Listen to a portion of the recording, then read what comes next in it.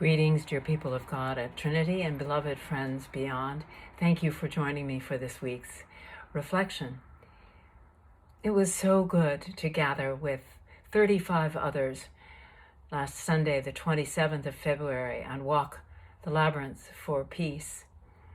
I found myself wondering afterwards, as we were considering offering it on a more regular basis, stay tuned, how many of you have actually ever even heard of a labyrinth or walked one?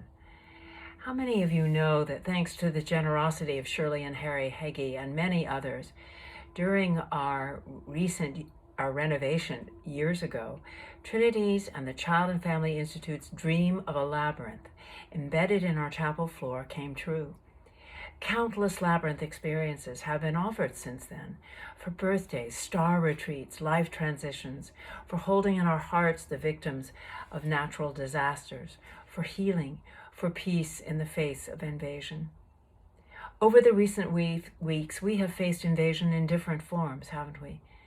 The invasion of Ukraine by Russian forces, the persistence of COVID causing shockingly high death tolls, dropping stock market, rising oil prices, rising economic worries. A dear friend on a walk this morning despaired over the deluge of illnesses and injuries people who are beloved to her and close to her are experiencing. And the turmoil is taking a toll. It's hard to hold on to hope. It's hard to know what to do to support Ukraine, to cope with the loss and the fear and the fatigue in our lives. If we are leaders in a faith community, Phillips Tickle used to offer this advice: have a rummage sale.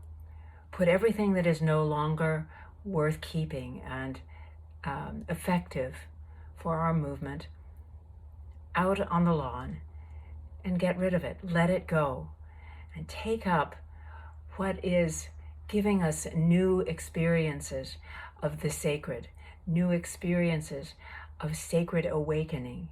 Bring from our traditions only that which draws us into a deeper conversation and the connection with God. One of those experiences that can draw us into a deeper connection to God, who is the source, is the labyrinth, our labyrinth. Of course, it's not for everyone, but it is worth a try. And Trinity is offering that opportunity to walk for peace on our labyrinth, not only to our own community, but beyond, in the wider community. We're calling it Praying and Walking for Peace in Ukraine. It's an open chapel and labyrinth walk. We invite people to join us in prayerfully attending peace in our world, Wednesdays 7:30 to 9 a.m. and 5:30 to 7 p.m., and Sundays 9 to 11:30 a.m. at the chapel on the Labyrinth. We hope you'll stop by as you begin your day or as you end your day. All are warmly welcomed, including children and youth of all ages. Come once or come often. Come for a moment or linger as long as you wish. Our hearts and our doors will be open. This is the blessing that comes when we leave behind our aloneness, when we gather together, when we turn toward one another. I thought I would just share with you a few things about this labyrinth, this mysterious labyrinth, just to help you understand what a gift it is and could be for you.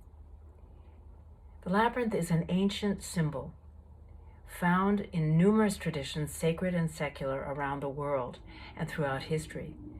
Unlike a maze, a labyrinth has only one path. It doesn't have tricks or dead ends. It's not a puzzle to solve, creating anxiety.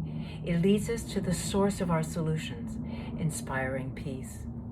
As has been the case over the centuries, interest in labyrinths has recently been revived again because they're healing and restorative tools that cross cultural and spiritual boundaries. They're symbols representing wholeness, healing, inclusiveness, and community. And why walk a labyrinth? Walking becomes a metaphor for each of our spiritual journeys. The winding path becomes a mirror for where we are in our lives, touching our sorrows and releasing our joys.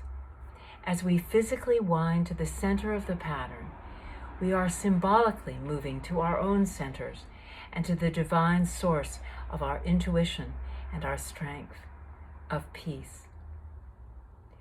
The labyrinth helps us find inner peace, manage stress, make decisions, heal physically, emotionally, and spiritually.